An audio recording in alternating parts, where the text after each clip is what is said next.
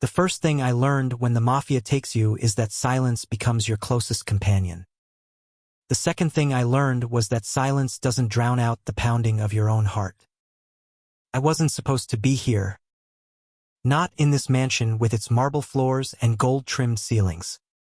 Not in the orbit of a man who could kill me with a flick of his wrist. But life has a funny way of punishing you for debts you never even made. My father owed the DeLuca family blood money. When he disappeared into the night, running from the weight of his sins, they came for me instead. I was 21, still trying to figure out who I was. And suddenly I was shoved into the back of a black SUV, blindfolded, and delivered like some offering to the devil himself. And that's how I met him. Vincent DeLuca. The name alone was enough to send grown men trembling. He wasn't just a mafia boss, she was the mafia boss in New York, ruling the city's underworld with a mixture of iron and charm. They said he could be ruthless, unpredictable, terrifying. But when I first saw him, standing at the end of a long dining table in his tailored black suit, his whiskey eyes locked on me like I was a puzzle he wanted to break open. I didn't see just power. I saw danger wrapped in elegance. "You'll stay here until your father's debt is repaid," Vincent said, his voice like velvet dipped in poison. "And you'll do exactly as I say." I wanted to spit back, to tell him I wasn't my father's keeper. But one look at him, at the stillness in his posture, the way his men stood around the room like shadows ready to obey his every flicker of thought, and my words died in my throat. That first night, I was given a room that was too beautiful for someone who was essentially a prisoner. A four-poster bed, silk sheets, windows overlooking the city skyline. It was the kind of room people dream of in magazines. And yet the door locked from the outside. No matter how soft the sheets felt, they were chains in disguise. I lay awake, wondering what Vincent wanted from me. Money, revenge, or something darker. It didn't take long to find out. The next morning, Vincent himself came to my door. He didn't knock. He never knocked.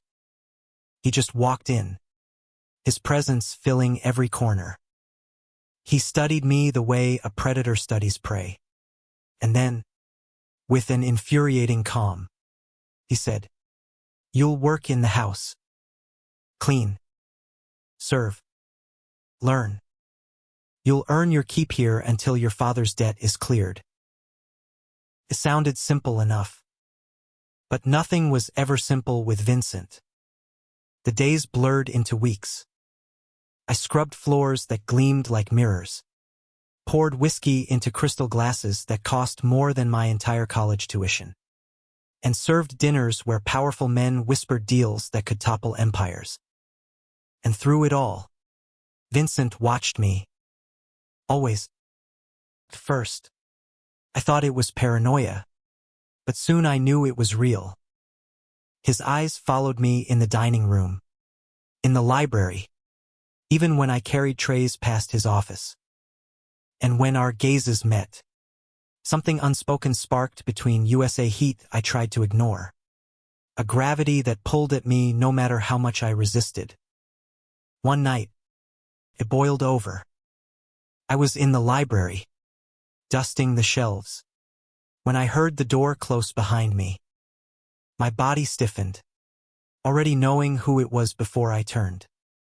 Vincent. He didn't speak right away. He just walked closer, his footsteps soft against the rug, his eyes never leaving mine. When he finally stopped, just a breath away, I could feel the heat radiating off him. "You think I don't notice?" he murmured, his voice low and dangerous. "The way you look at me when you think I'm not watching." My throat went dry. Don't lie to me," he cut in, his hand lifting to press against the shelf beside my head, caging me in. His other hand brushed against my jaw, tilting my chin upward. My pulse thundered in my ears. He was too close. Too much. And yet, I didn't move away. Instead, I whispered, "And what if I do look?" That was the first time I saw Vincent's mask crack. His lips curved, not into his usual smug smirk, but something softer, almost vulnerable. "Then," he said, his thumb grazing the corner of my mouth, "it means you understand what this is." "What this is?" I asked, breathless. "Danger," he whispered. "Desire. The kind that will ruin us both." And then, before I could think, his lips were on mine. It wasn't gentle. It wasn't sweet.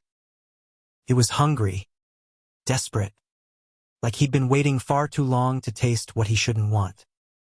My hands fisted in his shirt, pulling him closer, even though every instinct screamed that this was wrong. He was my captor, my enemy. But in that moment, none of it mattered. All that mattered was the fire igniting between us, the forbidden promise that neither of us could walk away from. When he finally pulled back, his breath ragged, his eyes burned with something I couldn't name. "You belong to me now," Vincent said softly, almost like a vow. "Not because of your father's debt, but because you've awakened something I can't put back to sleep." And I knew, with terrifying clarity, that he was right. Vincent's kiss never really left me.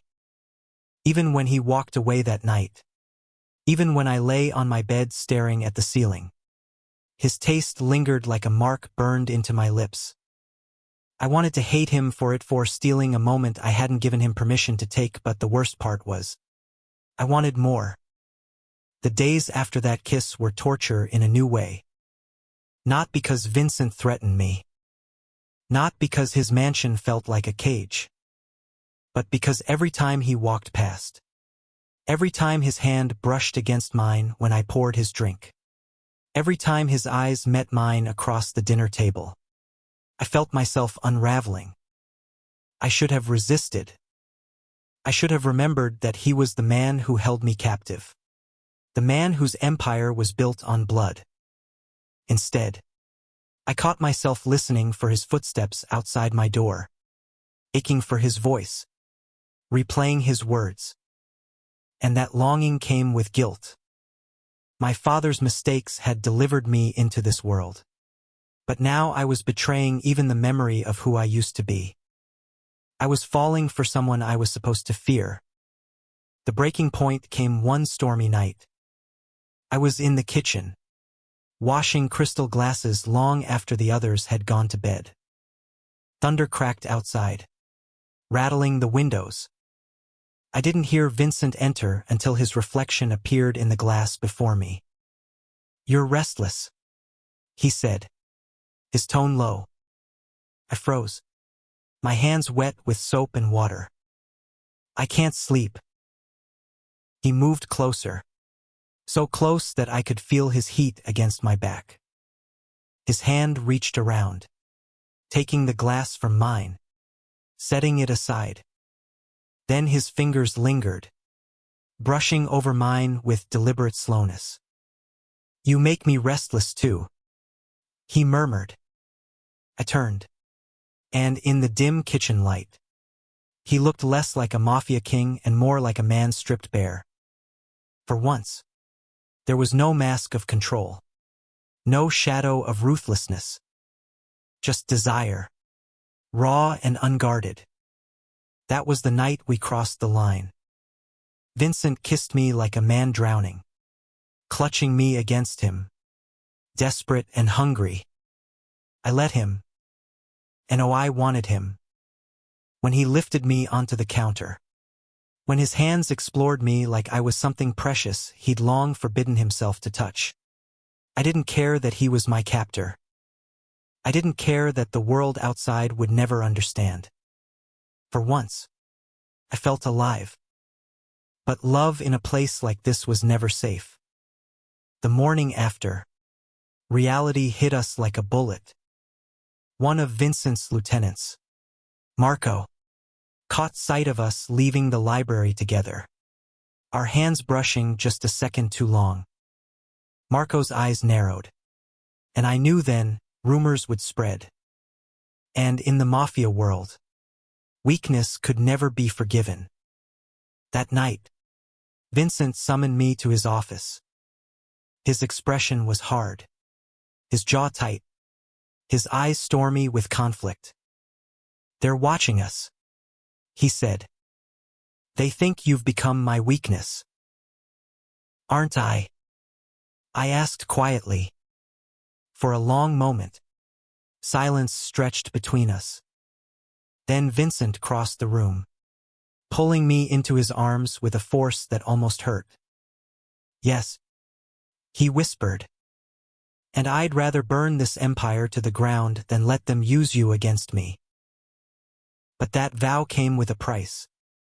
Not long after, the DeLuca family faced betrayal. Marco had gone to Vincent's rivals, whispering that their boss was distracted, that he had a prisoner-turned-lover hidden away. And the rivals pounced. The night of the attack is burned into my memory. Gunfire shattered the quiet. Men shouted in Italian and English. The mansion trembled under the weight of violence. Vincent shoved a gun into my hands, his voice harsh with urgency. "Stay behind me. Don't you dare leave my side." I wasn't a fighter. I'd never held a gun before. But when bullets ripped through the walls, when Vincent's men fell one by one, something inside me hardened. If this was the world I'd been dragged into, then I wasn't going to let it take him from me. At one point, Marco himself burst into the hallway, his gun aimed straight at Vincent. I didn't think. I didn't breathe. I just raised the gun Vincent had given me and pulled the trigger. The shot echoed like thunder. Marco fell. My hands shook so violently I almost dropped the weapon. Vincent caught me, his hand gripping my wrist, his eyes blazing with something between pride and horror. "You saved my life," he breathed. And in that chaos, I understood the truth. I was no longer just his prisoner. I was his partner in this dangerous, broken world. The attack ended with Vincent victorious, his enemies scattered. But the price was steep. Too many of his men lay dead, and the mansion bore scars that would never fully heal. Yet as the dawn broke and I sat with Vincent on the balcony, blood still on his shirt, his arm wrapped tightly around me, I realized that survival itself was a kind of miracle. "I can't let you go," he admitted softly, his forehead pressed to mine. "You've become everything I swore I'd never need." Tears burned my eyes. "And what if needing me destroys you?" "Then let it," he whispered. "Because living without you would destroy me anyway." And for the first time, I didn't feel like a captive. I felt chosen. Weeks later, things began to settle. The debt my father had left behind was a ghost that no longer chained me. The DeLuca empire was bruised but alive. And Vincent was no longer just a mafia boss in my eyes. He was the man who had seen me at my weakest. The man I had saved with shaking hands. The man I loved. Love in this world was dangerous. It was reckless. But it was also the only thing that made the darkness bearable. Some nights, when the city glittered beneath us, Vincent would hold me close and say, "They'll always see us as forbidden." But I don't care. And I would smile, because I didn't care either. I had been taken as a prisoner. But in the end, I had found something stronger than fear, stronger than power, stronger than blood. I had found him, and in his arms, I was free. Thank you for listening. Don't forget to like and subscribe to stay updated with the latest videos.